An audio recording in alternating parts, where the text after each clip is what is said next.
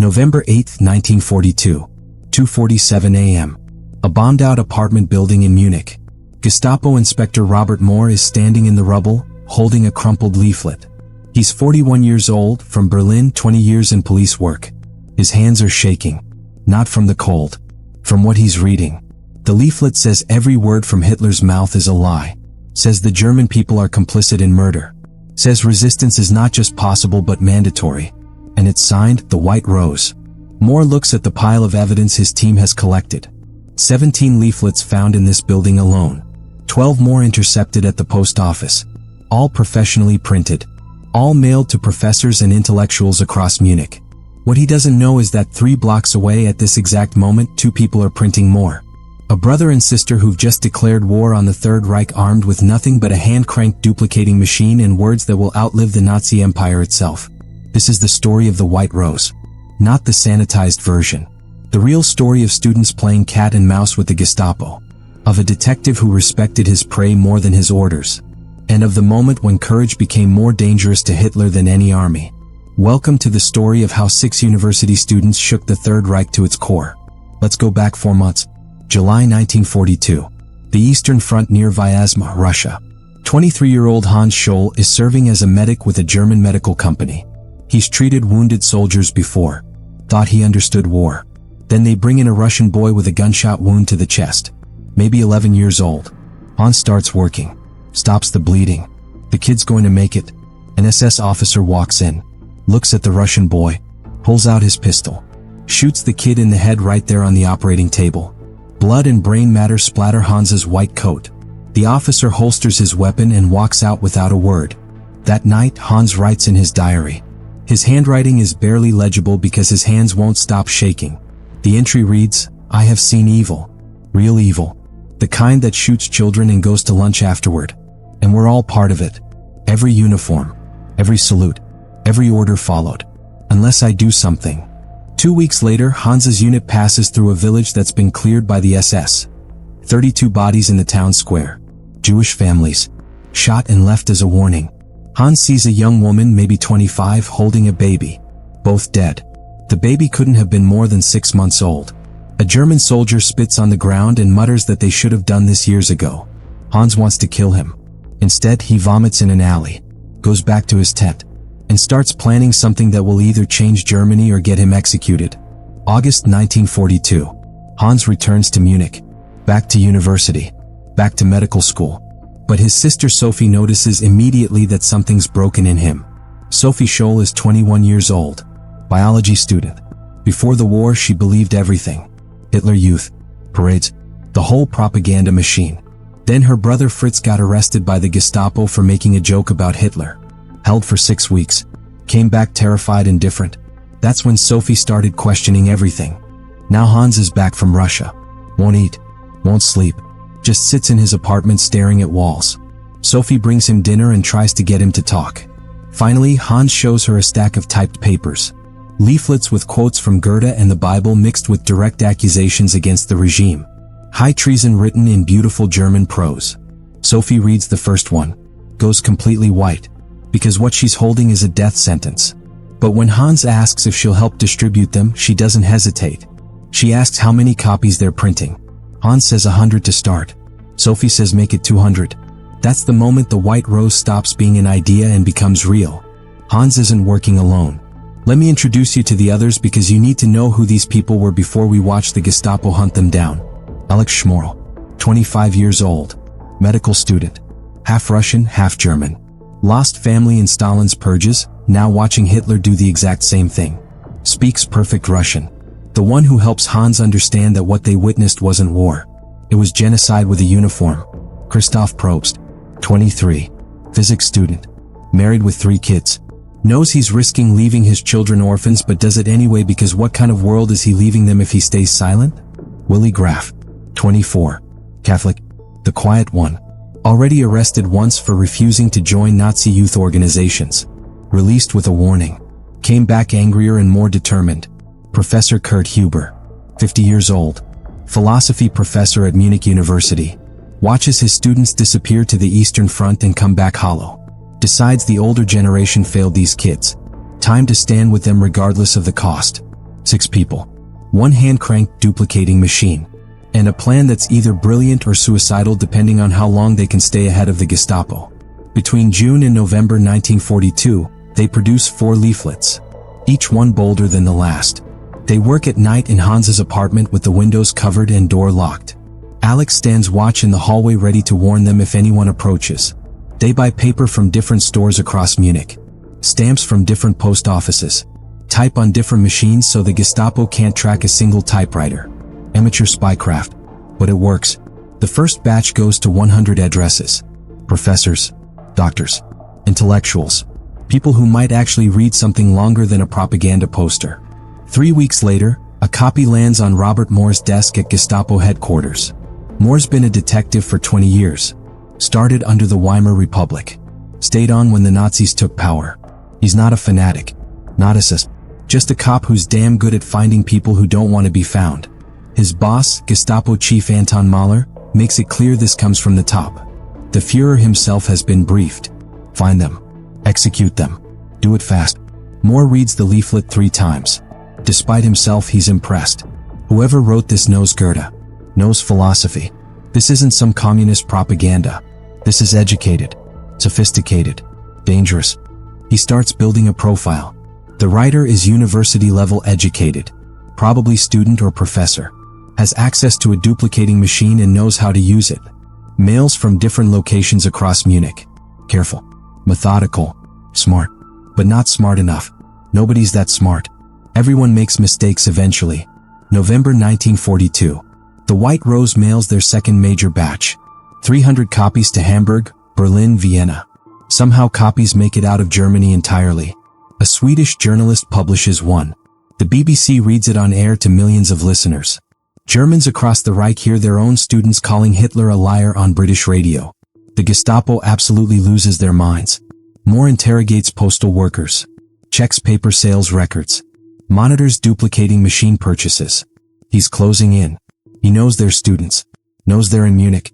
Knows they're running out of time before they slip up. December 1942. Hans and Sophie decide to escalate. They're not just mailing leaflets anymore. They're going to paint the city. At 2 a.m. on December 18th, 4 of them go out.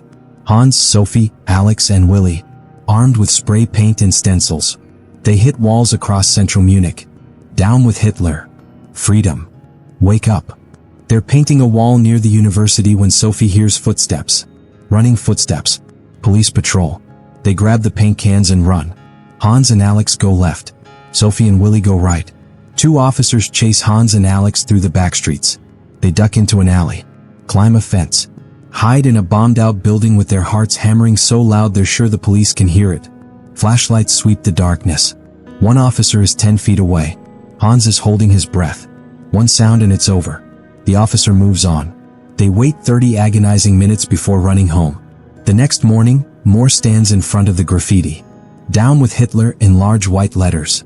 He lights a cigarette and studies the wall like it's evidence at a crime scene. Because it is. His partner suggests they're dealing with amateurs. They nearly got caught.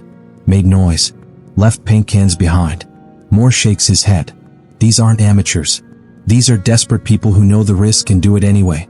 That makes them more dangerous than any trained spy network. Because you can't predict desperate people. Can't intimidate them. They've already accepted death as a possible outcome. He orders increased surveillance on university students. Anyone buying paint or paper. Anyone staying out late. Anyone acting suspicious. The net is tightening. January 1943. The White Rose produces their 5th leaflet. This one's different. No more philosophy. No more abstract calls to resistance. This one names specific atrocities. The mass murders in Poland. The extermination camps. The systematic slaughter of Jews. The leaflet states that 300,000 Jews have been murdered in Poland. It asks where this information came from and answers its own question, from the government itself. It tells readers they can't claim ignorance.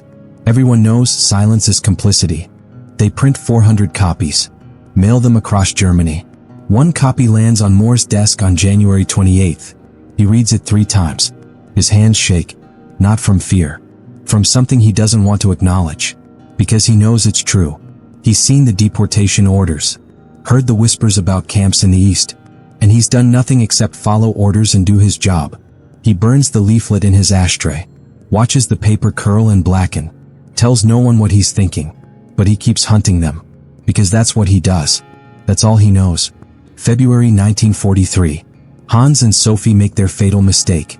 They decide to distribute leaflets at the university, in broad daylight, during class changes when hundreds of students fill the halls. It's the boldest move yet. Christoph argues against it. Too risky. Too exposed. But Hans insists the students need to see they're not alone. That resistance is possible. Sophie backs him up. They've been careful for 6 months. One bold move, then they'll disappear for a while. February 18, 1943, 10:45 a.m. Hans and Sophie walk into Munich University carrying a suitcase containing 1,700 leaflets. The halls are packed with students heading to class. They move through the crowds, leaving stacks of leaflets on windowsills, benches, stairs. Hundreds of students see the papers, pick them up, start reading. By 11 a.m., they've distributed 1,500 leaflets. They're almost done. But Sophie looks at the remaining 200 papers. Too many to carry out without looking suspicious. Hans sees the empty atrium below. 3 floors of open space. Students starting to fill it between classes. He makes a decision that will cost them their lives. They walk to the 3rd floor balcony overlooking the atrium. 50 students below. More streaming in. Sophie dumps the suitcase over the railing. 200 leaflets explode into the air like snow. Floating down. Students look up. See paper falling. See the words. The German people stand before their doom. For 30 beautiful seconds it's perfect. Students grabbing leaflets. Reading. Talking. The words spreading like fire. Then Jacob Schmidt appears. Schmidt is the university janitor. 61 years old. Loyal Nazi party member. Wears his party pin every single day. He sees the leaflets. Sees Hans and Sophie on the balcony. Starts screaming for guards.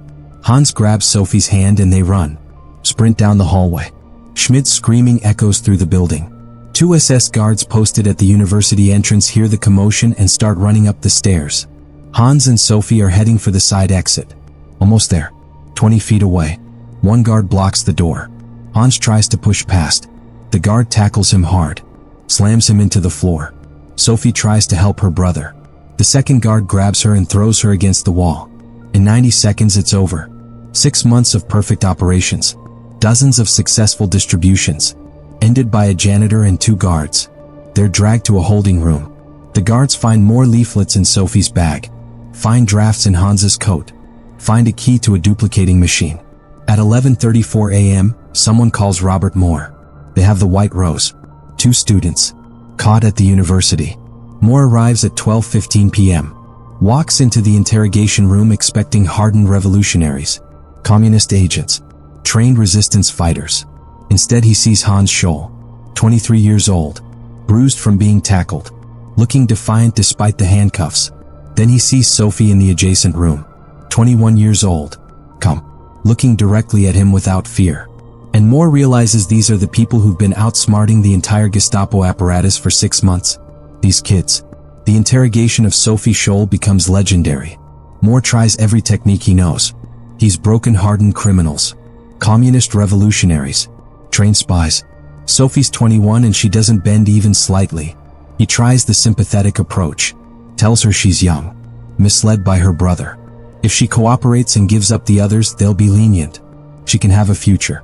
Sophie's response is recorded in Gestapo files. I have no regrets. What we wrote, others were thinking. We just had the courage to say it. Moore tries intimidation. Describes what happens to traitors. The trial. The execution. The unmarked graves. Sophie doesn't flinch. Just sits there with her hands folded like she's waiting for a bus. He tries one more angle. Tells her about Christoph Probst. They found a draft in his handwriting. They're going to arrest him. His wife. His 3 kids will go to an orphanage. Unless Sophie cooperates. For the first time, Sophie's composure cracks. Not because she's afraid for herself. Because Christoph has kids. But even then she doesn't give up Alex or Willie. She takes responsibility. Says it was just her and Hans and Christoph. Nobody else. Protects the others with her silence. The interrogation lasts 14 hours. Moore walks out exhausted and shaken. His partner asks if she broke. Moore shakes his head. Says something that appears in his post-war testimony. I've interrogated hundreds of people. Murderers, traitors, foreign agents. She was the strongest person I've ever questioned. And she was 21 years old. February 20th, 1943. 2 days after arrest. Hans, Sophie, and Christoph are brought before the People's Court. This isn't a real trial. It's theater. The judge is Roland Freisler, a screaming fanatic who hates defendants and makes sure everyone knows the verdict before the trial even starts. The trial lasts 4 hours. Freisler shouts and insults them, calls them traitors and degenerates. Sophie sits quietly with her hands folded, doesn't react to the abuse. When Freisler asks if she regrets what she did, her answer becomes one of the most famous quotes in German history. She says no, she would do it again. What they wrote, others were thinking. They just had the courage to voice it. The verdict surprises nobody. Death by guillotine. Execution scheduled for 5 p.m. the same day. That's right. 4 hours from verdict to execution. The Reich wants this over quickly before these kids become martyrs. Their parents aren't even notified in advance. Robert and Magdalene Scholl find out by accident when a friend at the courthouse calls them. They rush to the prison, beg for a delay, appeal to every authority they can find. Nothing works. The machine is already in motion. At 4:30 p.m., Hans, Sophie, and Christoph get a final 10-minute visit with their parents. Under guard. No physical contact allowed. Sophie sees her mother crying and tells her not to. It's such a beautiful sunny day. She's going to be fine. Better than fine. She did something that mattered. Her father says she'll go down in history. Sophie smiles and says better that than living as a coward. Hans hugs his father as much as the guards allow and tells him to spread the story. Tell everyone what they did. Don't let them be forgotten. Christoph writes a final note to his wife. Thanks her for the life they had together. Asks her to tell their children about him someday. To help them understand why their father chose this. At 5 p.m., they're taken to the execution room. Political prisoners in Nazi Germany are executed by guillotine. Quick, clean, efficient, brutal. The executioner is Johann Reichhardt. Professional. Has executed over 3,000 people. But even he's shaken by this one. They're so young. So calm. Walking to their deaths like they're walking to class. Hans goes first. His last words echo through the chamber. Long live freedom. Then Christoph. Silent. Just closes his eyes. Then Sophie. 21 years old. About to die for distributing paper. The guards offer her a cigarette. She declines. Her last words to the prison chaplain, such a fine sunny day and I have to go. But how many have to die on the battlefield in these days? How many young promising lives? What does my death matter if by our acts thousands are warned and alerted? The blade falls at 5:17 p.m. 3 executions in 7 minutes. The bodies are taken to unmarked graves. The Gestapo forbids funerals. Forbids public mourning. The families are warned that if they speak about this publicly, they'll be arrested too. But here's what the Nazis didn't count on. The leaflet survived. The 6th leaflet, the one Hans and Sophie were distributing when caught, made it out of Germany. A German exile in Sweden got a copy. Gave it to the Allies. In July 1943, the Royal Air Force drops millions of copies over Germany. Retitled, The Manifesto of the Students of Munich. German soldiers on the Eastern Front read it. Factory workers read it. And they realized they're not alone. Someone resisted. Someone said no. And paid for it. The Gestapo arrests the rest of the White Rose in April 1943. Alex Schmorl, Willy Graf, Professor Huber. All executed within weeks. 14 people total die for their involvement with the White Rose. But the idea spreads anyway. Other resistance groups form. Not large enough to stop the regime, but enough to prove that not every German was a Nazi. That some chose to fight back despite knowing it meant death. After the war, Robert Moore is captured and tried for war crimes. During testimony, prosecutors ask about Sophie Scholl. His answer is preserved in court records. She was the bravest person I ever interrogated. I've broken hardened criminals and communist revolutionaries. She was 21 and I couldn't shake her. For just a moment, sitting across from her, I wondered if we were fighting for the wrong side. Moore serves 4 years. Released in 1949. Lives quietly until 1977. His daughter reveals after his death that he kept a photograph of Sophie Scholl on his desk for 30 years. Never talked about why, but it was always there. Jacob Schmid, the janitor who turned them in, is celebrated by the Nazis. Given a reward of 3,000 Reichsmarks. After the war, he's tried for collaboration but acquitted. Lives until 1964. His neighbors shun him, call him Judas. He dies alone and bitter, insisting to the end that he did his duty. Robert and Magdalene Scholl, the parents, spend the rest of their lives keeping their children's memory alive, publishing the leaflets, giving interviews, making sure Sophie and Hans aren't forgotten. Robert dies in 1973, Magdalene in 1984. Both are buried next to their children in Munich. The family reunited. In 1945, when American troops liberate Munich, they find white rose leaflets hidden everywhere. In basements, in attics, tucked into walls. Germans who risked their lives to preserve them. One elderly woman gives a crumpled leaflet to an American officer and tells him this is Germany's soul. This is what they tried to kill but couldn't. Today there's a memorial at Munich University, right where Hans and Sophie were arrested. Bronze leaflets embedded in the stone floor, forever falling from the sky. Students walk over them every day. A reminder that resistance is possible. That courage doesn't require an army. Sometimes it just requires paper and truth and the willingness to die for both. In 2003, 60 years after their execution, German television holds a poll. The greatest Germans in history. Sophie Scholl comes in fourth, behind Konrad Adenauer, Martin Luther, and Karl Marx. Ahead of Goethe, Einstein, and Bach. A 21-year-old girl who distributed leaflets outranks centuries of genius, because she showed Germany what it could have been. The leaflets of the White Rose are mandatory reading in German schools now. Every student learns the words Hans and Sophie wrote in secret. We will not be silent. We are your bad conscience. The White Rose will not leave you in peace. They were right. The regime tried to silence them with a guillotine. Instead turned them into something that can never die. Here's what gets me about this story. Hans and Sophie Scholl didn't save lives by fighting. Didn't blow up tanks or assassinate generals. They distributed paper, words, ideas, and the Third Reich killed them for it. Because the Nazis understood something crucial that we sometimes forget. Ideas are more dangerous than bullets. You can kill a person, but you can't kill an idea once it's loose in the world.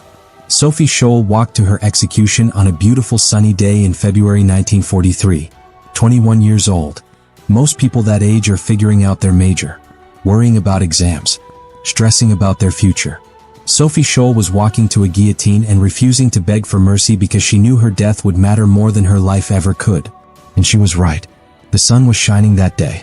And 80 years later, that light hasn't dimmed. It's still shining in every classroom where her story is told. In every student who reads those leaflets and thinks, I could do that. I could be brave. The Nazis thought they were executing traitors. Instead, they created heroes who will never die. Because you can kill a person, but you can't kill what they stood for. And Sophie Scholl stood for the idea that one person, one voice, one act of courage can change everything. She was right,